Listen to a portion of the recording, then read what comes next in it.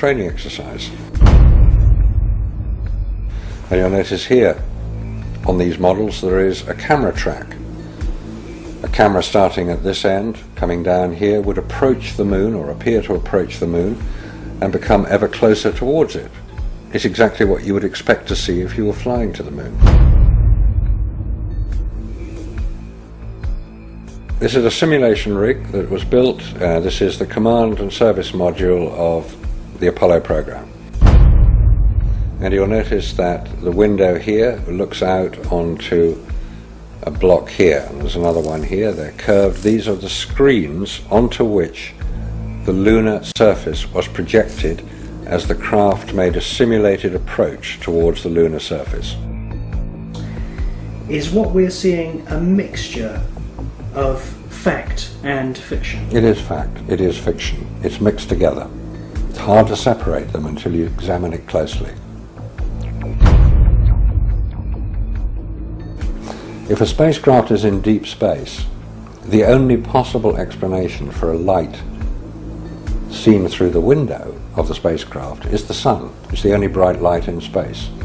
If it's not the sun, then it has to be some other artificial light, which implies that that particular image is possibly fiction. July 1961. NASA was soon being criticized for the flimsy construction of their hardware. The first orbital capsules did not even have windows in them for the astronauts to look out of.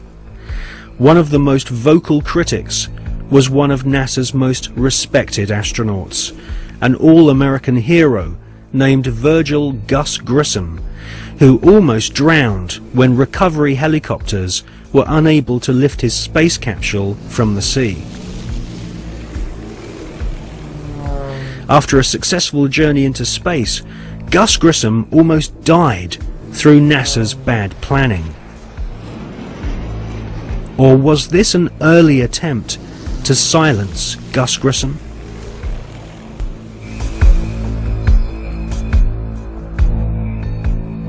May 1963. Astronaut Gordon Cooper experiences re-entry problems in his Faith 7 rocket ship. 7, 6, 5, 4, 3, 2, 1. Roger, and lift off, and the clock is operating. Set the clock.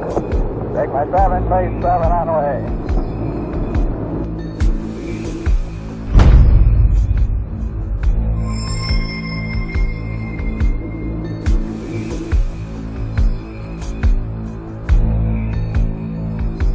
The prototype lunar module, known as the LIM, had serious stability problems.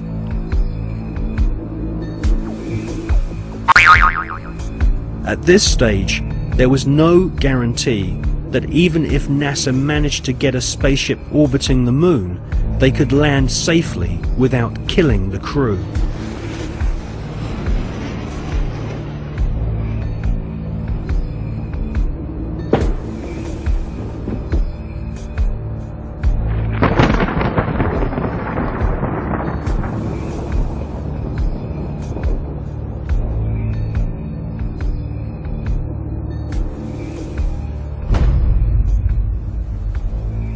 Could the footage which we see of the LIM approaching the moon be filmed in a TV studio? It was filmed in a TV studio. There's absolutely no doubts whatsoever about that. And the way that this film was created was by the use of models. There's nothing secret about the models. They exist. You can go and see them today. The models were very lifelike, very realistic. There is one that is a life-size model. It's in Flagstaff in Arizona. It's 2 miles long, and it's an exact replica of the Sea of Tranquility.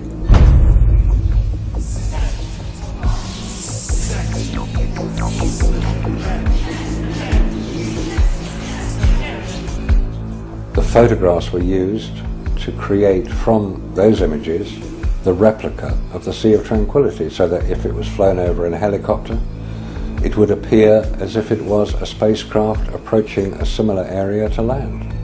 So yes, all the scenes of the lunar surface were filmed on Earth.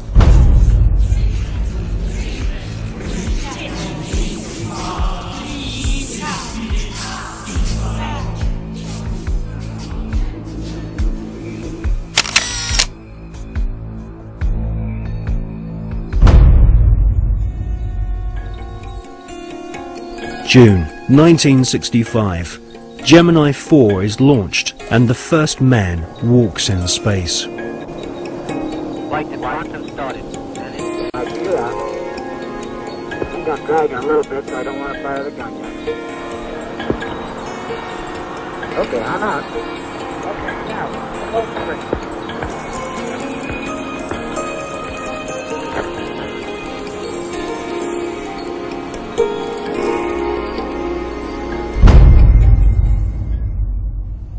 Extensive rehearsals at docking spacecraft were performed in low Earth orbit. Everything was recorded on film. This footage would later become invaluable as NASA sought to fake the success of the Apollo missions. Meanwhile, more problems occurred.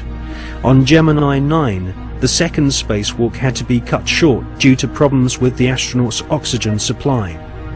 On Gemini 11, another attempt to walk in space was curtailed due to fatigue. Was this a sign that cosmic radiation caused nausea and fatigue?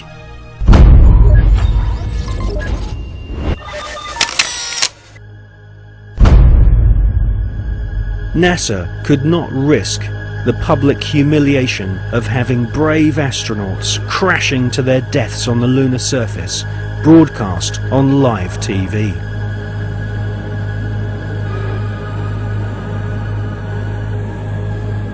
NASA's Nazis knew that a major catastrophic failure on the moon would cause the billions of dollars of funding to be immediately cut.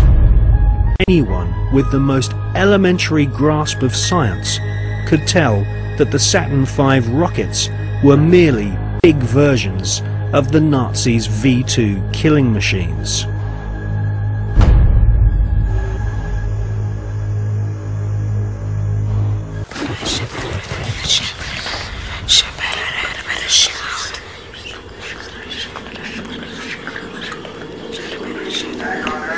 The crew of Apollo 8 has a message that we would like to send to you.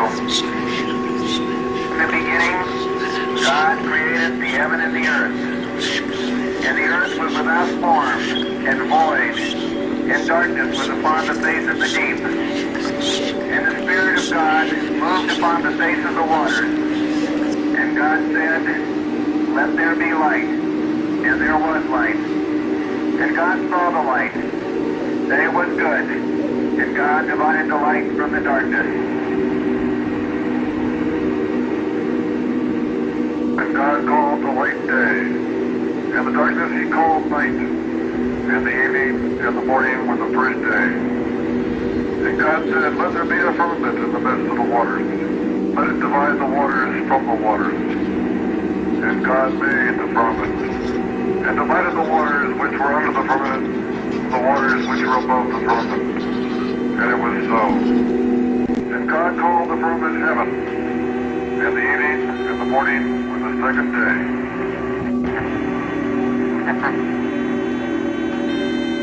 God said, "Let the waters under the heaven be gathered together into one place, and let the dry land appear." And it was so.